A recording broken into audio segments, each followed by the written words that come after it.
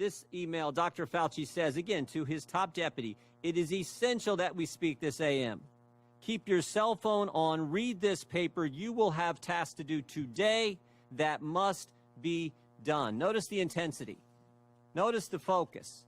I mean, this is the house is on fire email here. Now, 2 hours after that, at 2:48 in the morning, Dr. Fauci's busy this morning.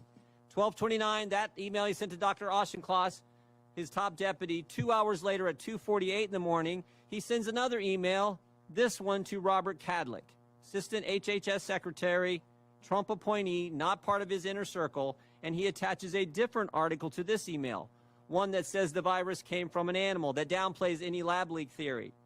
Now, again, notice the tone of this one. Bob, this just came out today.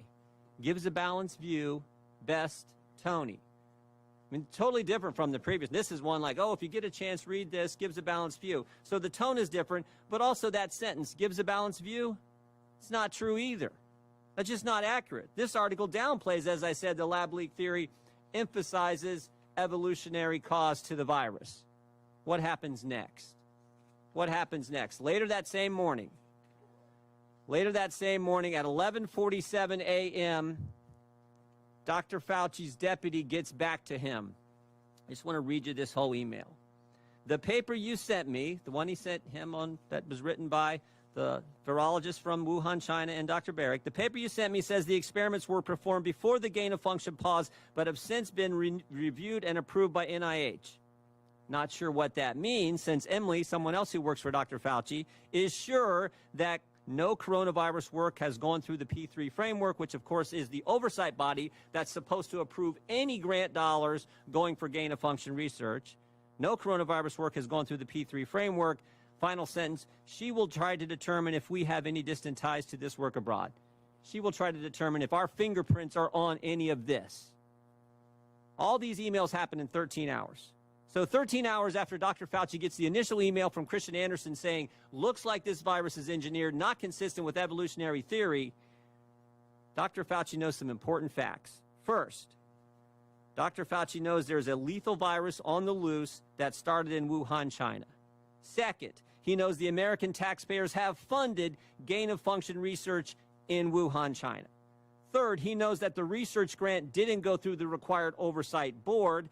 Fourth, he knows the virus, quote, looks engineered and, quote, not consistent with evolutionary theory. And finally, fifth, Dr. Fauci knows he may have ties to this work in China. His fingerprints, in fact, may be on this. So what does Dr. Fauci do next? After he says, oh, whatever, what does he do next? He organizes a conference call for later that same day. I mean, this is the busiest 24 hours I think I've ever. He organizes a conference call, 12 people on the call. Dr. Fauci and 11 virologists from around the world. Virologists who've gotten millions of American tax dollars over the past several years. Now look at this list. Here's the list of people. There's only 2 Americans on the list, Tony Fauci and one other. Most of them are from around the world, as I said. I think the first thing you notice is who's not on the call. Who's not on the list? Is Dr. Kadlec on the list? The guy he sent the email to at 3 in the morning? Is Dr. Redfield the head of CDC? Dr. Girard, who's with us today, Assistant Secretary at HHS at the time? Dr. Birx, the lady who's soon to be COVID response coordinator? In fact, there's no one from the government on the call except Tony Fauci. Tony Fauci and 11 other individuals who got a bunch of American tax dollars over the years. What happened on the conference call? The short answer is we don't know. We don't know what they talked about. I mean, I think we got a good idea. We don't know for sure. But we do know what happened 4 days later. 4 days later, February 4th, 2020, Christian Andersen, the guy who started it all, who said the virus looks engineered, Christian Andersen said this 4 days later. The crackpot theories going around at the moment relate to this virus being somehow engineered. That is demonstrably false, close quote. What? In 4 days, this guy went from this looks engineered to now that's demonstrably false. 4 days, he went from this isn't consistent with evolutionary theory. Now we know it's totally evolutionary. But it gets even better. It gets even better. Mr. Andersen and 3 of the other people on this call write an article a few weeks later that says COVID is not a laboratory construct. And while they're writing that article, there's an email from March 6th where Mr. Anderson offers to let Dr. Fauci edit the article before it's published. And here's the kicker. Here's the kicker. When the article is published, Dr. Fauci cites it at a White House press conference when he is asked by a reporter about the origin of the virus. Cites the very article he put in motion on the conference call, and he was allowed to edit. At the White House, where he's supposed to be giving the American people the truth, he references an article that he manufactured. Now, maybe I'm wrong about all this. Maybe it didn't work out this way. I think I'm right. Maybe it didn't work out this way.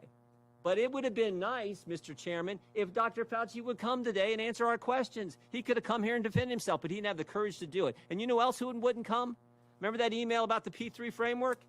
We invited Dr. Hassel to come too. He's the individual who chairs that oversight board. We invited him to come today too, and he wouldn't come. I'm convinced these guys knew right from the get-go what the truth was, and they misled the American people. Oh, here's the other thing. You know that conference call? That conference call? We got the emails regarding the conference call from February 2nd. All these guys were emailing back and forth. They were on that conference call. Here's what we got on the FOIA request. Here's all their emails. Every single thing is redacted. Every single thing is redacted about what took place in that conference call, because I'm convinced it was at that conference call where they said, we got to cover our tracks. And again, maybe I'm wrong. Maybe I'm wrong. But Dr. Fauci could have been sitting right there and answering our questions, and he wouldn't come today. I yield back.